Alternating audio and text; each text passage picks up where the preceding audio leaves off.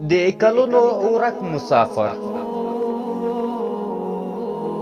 یو کس خپل میرمن او دوه زامن او یوه لور په کور پرېښودل او خپله د یوې مړۍ حلالې روزي د پیدا کولو لپاره یوې لرې سیمې ته لاړ.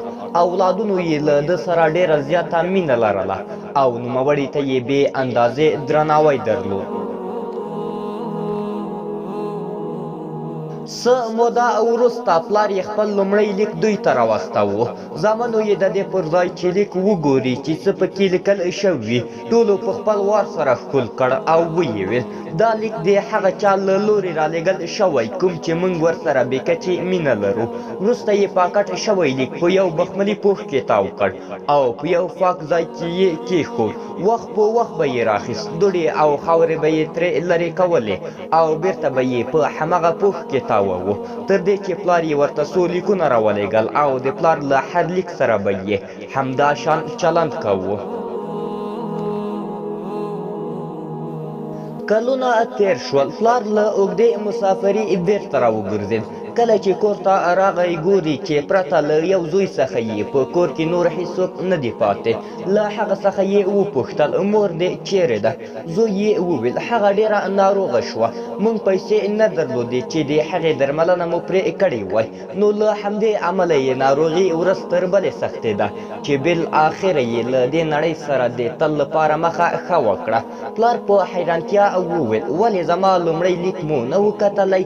د لیک تر څنګ مې په پاکټ کې تاسو ته ډېرې پیسې رالیږلې وې. زوی یې وویل نه. پلار یې بیا وپوښتل ورور دې چیرته ده؟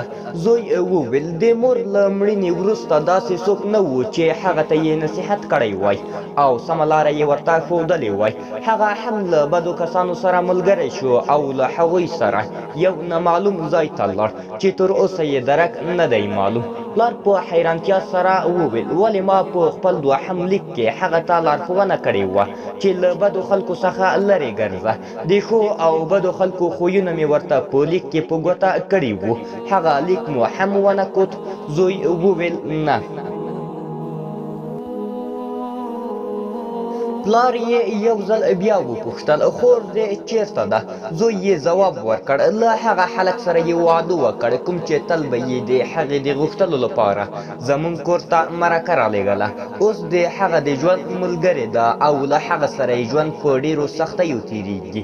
پلار یې په خواشیني سره وویل هغې هم زما لیک ونه کود چې پکې لیکلي مې وو زه له دې کوژدې سره مخالف یم ځکه چې دا هلک نه یوازې چې عزت نه لري بلکې له یوې ښې کورنۍ سره تړاو هم نه لري او په دې اړه مې ورته په لیک کې ښکاره دلایل هم ذکر کړي وو. زوی یې وویل نه. اوس نو د څه په اړه فکر کوې؟ دا چې ټوله ملامتیا په اولادونو کې ده. د دې پر ځای چې لیکونه وګوري تر ښکلولو او په سترګو مښلو وروسته به یې په بخملي پوښ کې ساتل. د هغې کورنۍ په اړه فکر وکړئ چې څنګه یې د خپلې ناپوهۍ له امله د هوسا ژوند څومره ښه فرصتونه له لاسه ورکړل او د سترو بدمرغیو په لومه کې راګیر شول. کله مې چې دا کیسه واورېده په ناڅاپي ډول مې د میز پر سر باندې ایښي قرآن عظیم شان باندې سترګې ولګېدې چې په څو ښکلو پوښونو کې تاو و. له ځان سره مې وویل افسوس زموږ پر حال، له قرآن عظیم شان سره زموږ چلند د هغو هلکانو په څېر و چې د پلار له لیکونو سره یې ترسره کړي وو.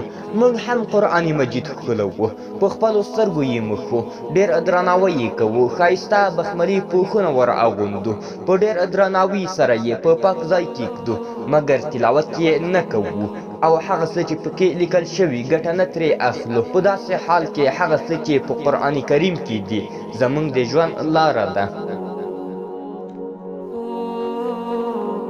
خالد بن ولید رضی الله تعالی عنه قرآن عظیم شان را واخیست او په ژړا یې وویل موږ په جهاد مصروف یو او ته مو نه یې تلاوت کړی.